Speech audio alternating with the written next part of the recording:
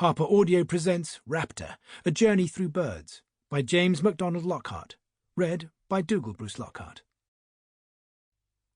By the term raptors may be designated an order of birds, the predatory habits of which have obtained for them a renown exceeding that of any other tribe. William McGillivray, A History of British Birds, Volume 3. Chapter 1. Hen Harrier, Orkney. It begins where the road ends beside a farm. Empty sacking, silage breath, the car parked amongst oily puddles. The fields are bright after rain. Inside one puddle, a white plastic feed sack, crumpled like a drowned moon. Then feet up on the car's rear bumper, boots loosened and threaded, backpacks tightened. Wanting to rain, a sheen of rain, like the thought of rain, has settled on the car and made it gleam. When I bend to tie my boots, I notice tiny beads of water quivering like mercury on the waxed leather. Eric is with me, who knows this valley intimately, who knows where the kestrel has its nest above the burn and where the short-eared owls hide their young amongst the heather. We leave the farm and start to walk along the track towards the swell of the moor. Closer, the fields look greasy and soft.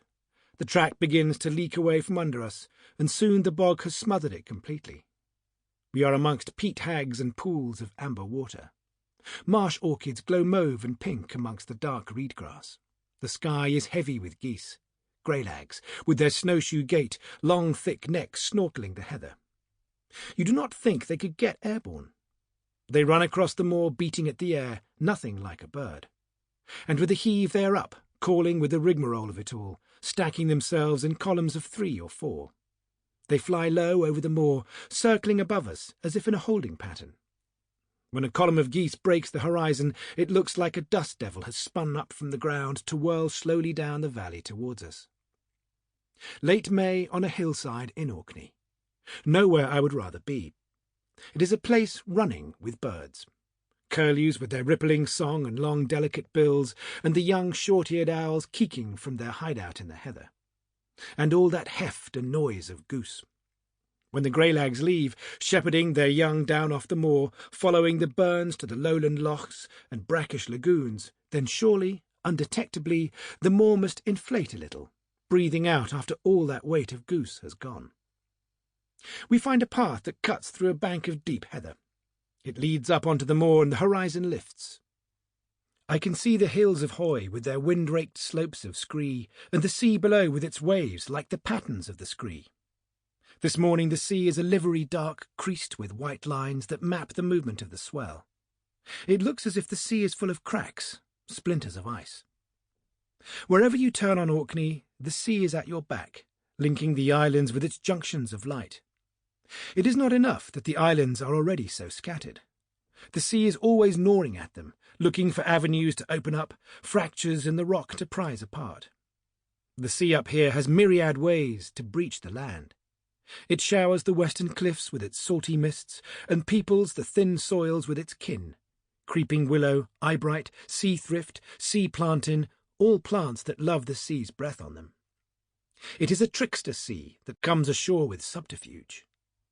Orkney children once made imaginary farms with scallop shells for sheep, gaper shells for pigs, as if the sea, like a toy maker, had carved each shell and left it on the shore, waiting for a passing child. And at night selchies dock in the deep geos and patter ashore in their wet skins to slip amongst the dozing kai.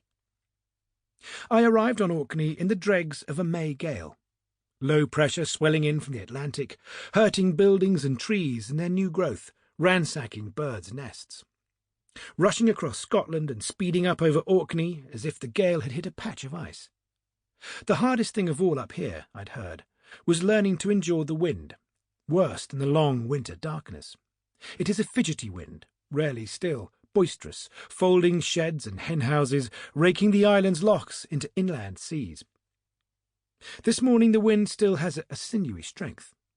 Lapwings are lifted off the fields like flakes of ash. Eric is telling me about the valley.